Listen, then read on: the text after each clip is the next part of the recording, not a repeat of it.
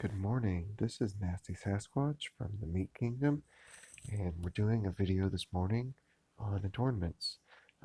This part of the series is looking at equipment. We're doing videos today looking at the different types of adornments, how they can be used with our equipment setups, and what we want to do so that we can have the best strategies for raiding, PvP, gauntlets, what have you. Um, So we're going to take a look today at equipment. So these are the potential places where we can put adornments. If you'll notice, you can put adornments in 5 equipment locations. I haven't found any accessories yet that can take them. Accessories generally aren't upgradable, so that's not a surprise. However, we were surprised that this month's new event raid boss, the Phoenix, has adornment slots. Oops, didn't mean to click on it. Where most other offhands don't. We can put it so. This is important. Let's talk a second about strategy here. We know that there are adornments that add attack stats, defensive stats, elemental resistances, elemental attributes. Um, there are adornments that cause uh, debuffs and buffs to stats, stat debuffs and stat buffs, and there are adornments that add, for sure, experience.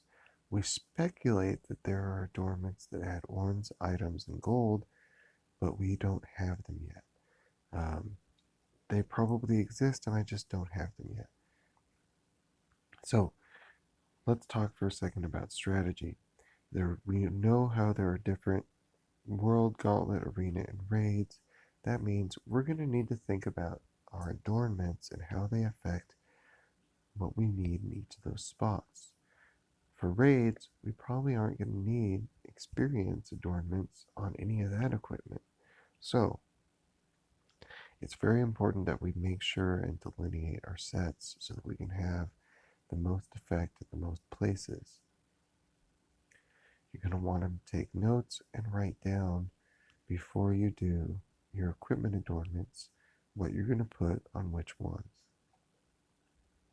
All right, so let's take a look at some of the differentiation between equipment and what we get for adornments on it.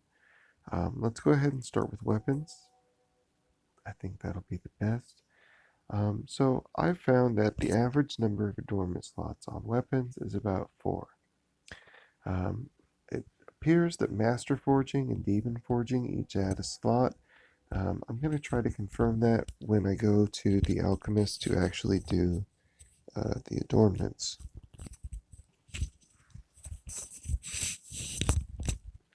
And today we're just going to be messing around with verifying that the way we think adornments work is how they work when we actually go to the Alchemist. So, if we look here, we see that Mammon's weapon has a large amount of adornments slots. We can put 8 adornments on this thing. That's pretty nice. So I'm imagining that the Arisen Mammon is going to be similar and have a large amount of adornment slots like this. So I'm really hoping to get some weapons from it at tier 10. So the other thing that we've noticed is that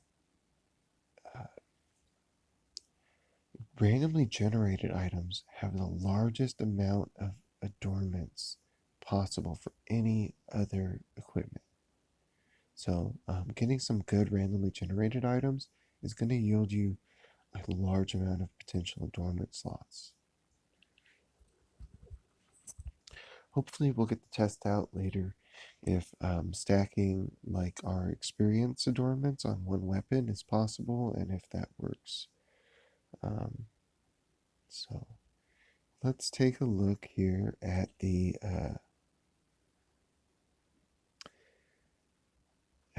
armors. We've looked at weapons and we're going to take a look at armors. I'm going to say something here. When we look at armors, my tier 10 armors are really low on adornment slots. Lower tier armors seem to have more adornment slots than higher tier armors. That's just kind of something I've noticed across this so far, and it's only like one difference. I think the average is 2 or 3, but if you notice here, like some of my lower tier armors will have higher slots when we look at as we look at them. So we have here also you can see that raid armors, or well, this is a world boss armor. So boss armors and raid armors will have more adornment slots on them than standard armors. So this is, for example, an armor from a monster at tier 10. It has 2 slots. Um, Unfortunately, so 2 slots there. And then we have some boss armors. You'll see like the Demon Forged Cockatrice that I have here with 5 on it. But that's, I'm assuming, because Demon Forging adds to it, or at least Master Forging does. I don't know for sure if Demon Forging adds a slot yet, but I'm fairly certain that Master Forging does. So if you look to, we're going to want to get armors from the Phoenix because they have a large amount of adornment slots. That might be important if we want to stack up those experience mods. So I'm going to be farming Phoenix this month. And then if we take a look at legs, look at this. We have here, you can see it again, a randomly generated item, 6 slots. That is, I mean, 8 slots. That's just crazy for when you compare it to every other one that I have that is 3 or 2. The Mammon boots, again, being 5, so Arisen Mammon stuff, I'm coming for you. They just added that boss, I think, because I had never seen him before. T10 desperately needed more armors, let me just say.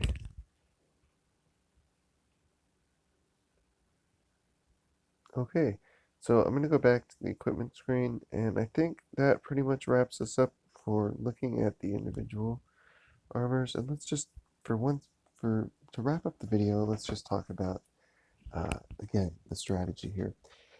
We're going to want to take and figure out exactly which armors we're using on different sets. For example, on raiding, I'm still using my Abyssal set because I'm doing Apollyon mostly. However, when I do, the only difference here really is when I do Phoenix, I add Peace with Dragon Resistance for his Beast Strikes. My arena set is going to be different. My gauntlet set is going to be probably really similar to my world set because that's where I'm going to want to use my experience stuff. Okay, I'll do a video just on strategy, putting it all together as well. Hopefully. Have a great day, everybody.